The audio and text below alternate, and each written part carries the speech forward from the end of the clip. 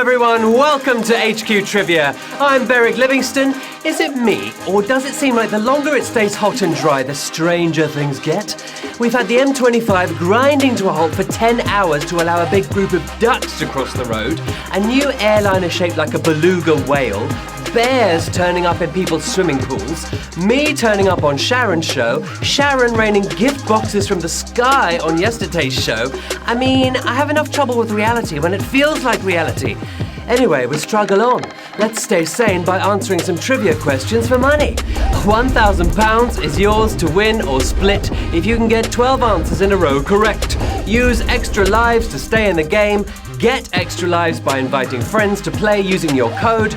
Okay, let's do this thing. Here's Q1. What is the name of Apple's video and audio calling service? Headspace, Mouth Hour, FaceTime. They've had video conferencing and calling since way back when. Back in the 1920s, AT&T were testing video calling. But if you went for Headspace, then you're about to get an extra 15 minutes of it. Chatting with all your features, it's FaceTime. FaceTime, Apple bought the name from a company called FaceTime. 114,279 if you got that right. 367 thought Mouth Hour, and you can video call Ms. Vanjie and discuss what happened. If you thought bum dialing was bad, just wait till you get bum FaceTimed. Spank you very much. Q2. Which of these toppings are commonly found on a margarita pizza? Margarine and thyme, butter and turnip, cheese and tomato. Oxford research shows is the pizza capital of the UK. 49% of people in Oxford have a pizza at least once a week. The greedy little... Anyway, if your margarita turns up with a turnip, send that sucker back, baby. The basic base the better ones are built upon, it's cheese and tomato. Of course it is. Cheese and tomato, 112,874 if you got that right. 510 of you thought margarine and thyme. And if my grandmother had wheels, she would have been a bike. Okay, pizza was named after Queen Margherita, who clearly wasn't an adventurous eater. Now, coming up tomorrow is our £8,000 game. Invite friends to get those extra lives in because they could be what you need to secure a win. Now, I have been asked to shout out the Beric fan club. I'm quite embarrassed, but I'm very tickled that there is such a thing, so thank you for that. Also, hello to Sarah Wiggin, who's just had surgery, her wishing you better. Gemma Greenshields, hello, and hello to Big Steve and Small Jordan. On to Q3. An aeronaut is another name for which of the following? Chocolate taster, balloonist, astrologer. 3 fascinating jobs that they don't mention enough in careers fairs. We're after the one that looks down on the others, literally. It's a balloonist. Yes, aeronaut, from the words meaning air and sailor. 54,099 if you got that right. We lost 53,000 to astrologer. That was nearly a savage question. I think we lost more than we thought we were going to do there. Originally, that was a name unique to balloonists. It now refers to the pilot of any old flying contraption, but not to astrologers. Okay, losing half so early in the game. Only the fittest survive. Here comes Q4. Sufferin' Succotash is the trademark exclamation of which cartoon cat? Garfield, Sylvester, Top Cat. It was a way of avoid saying suffering saviour, which would have been a curse back in the day. Sufferin' Succotash. Succotash consists of sweet corn with lima beans, but which cartoon kitty is suffering it? Dressed for dinner, it's Sylvester. Sylvester, the right answer. Top Cat had the best theme tune, but 49,443 of you knew it was Sylvester. Succotash is hardly lasagna, but it's still better than the stuff our cat drags in. Yeah, let's not go there. Q5. Which Alfred Hitchcock movie is largely set in Australia? Foreign Correspondent, The Trouble with Harry, Under Capricorn. Alfred Hitchcock, the master of the cameo, the master of the camera movement, and the master of suspense, until HQ came along. Well, let's not keep you in suspense any longer, because it is the one with a bit of down under in the title, Under Capricorn. Under Capricorn, the right answer, 20,798. I'm going to call this one savage because we lost 30,000 of you. Savage question there. 15,000 to Foreign Correspondent, 13,000 to The Trouble with Harry. No one really knew that. It wasn't a big success on its release, maybe that's why. Now it's considered one of the Masters' most overlooked and underrated pictures. Okay, 20,000 still in the game. Q6. Which of the following planets is impossible to see from Earth with just the naked eye? Mars, Neptune, Saturn.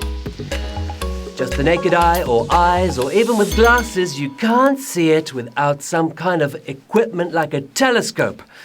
And without that, who is missing from even the clearest sky? Not observed till the 1600s, not identified as a planet till the 1840s, it's Neptune.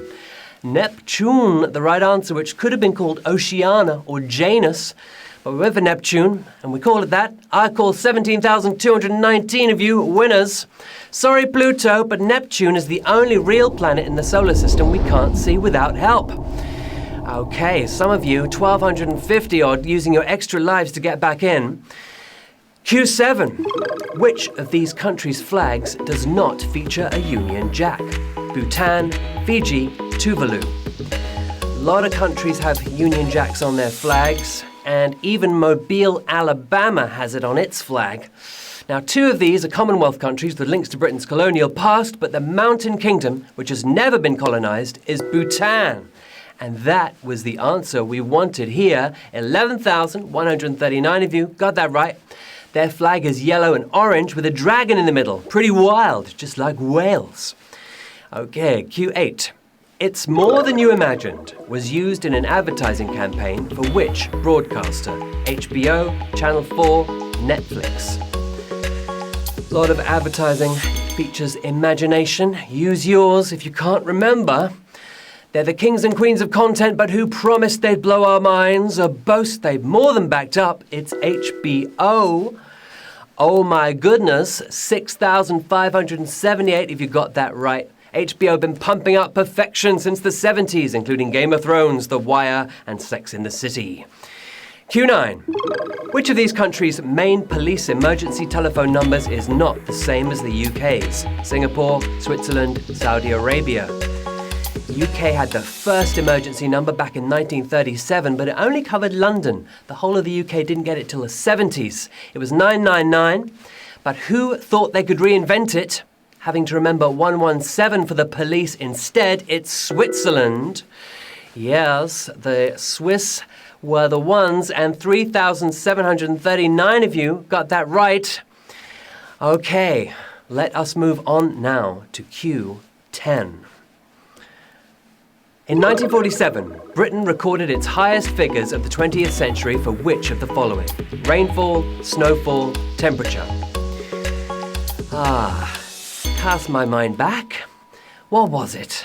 The weather is always good for a whinge, but really maxing it out back in 47, with temperature definitely on the low side, it's snowfall. Yeah, they had a few bad winters, record breakers back in the 20th century, but snowfall was the one we wanted here. 2,129 if you got it right. We love a snow day, but 55 of them in a row might have been a bit much even for Blighty. 2 questions to go. 453 people using extra lives there. Question 11. The boulder chase scene in Raiders of the Lost Ark was inspired by which comic? Justice League, Adventure Comics, Uncle Scrooge. Classic movie from '81. And you know those ghostly figures at the end? They filmed those by shooting mannequins in a swimming pool with a furry lens. So there you go. Now, they've all got the name for it, but Adventure Comics isn't the answer here. We're talking about Donald Duck's daring relative. It's Uncle Scrooge. Uncle Scrooge, the right answer. Oh, just 623 if you got that right. I think it's the second savage question of the day. 2,000 of you eliminated. Not surprised, because that was a toughie. It may be one of Hollywood's most iconic scenes, but it was taken straight off the page of a Disney comic. George Lucas, the co-writer, even confirmed it himself. All right, everyone, now stay with us. You 623, we're moving into the final round. Everything on the table, £1,000 to play for. Here it comes, the final cue, Q12. In which of these grounds did Muhammad Ali successfully defend a world title in 1966? Highbury, Wembley, White Hart Lane. Just a couple of years before, of course, he changed his name from Cassius Clay through Cassius X to Muhammad Ali. Now, Henry Cooper wanted his belt back, but where was he denied?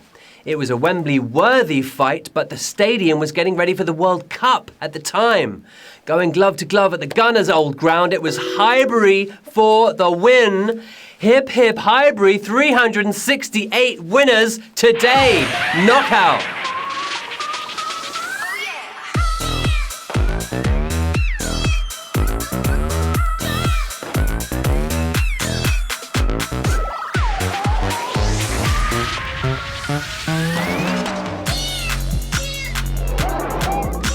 Well done, you 368 players there.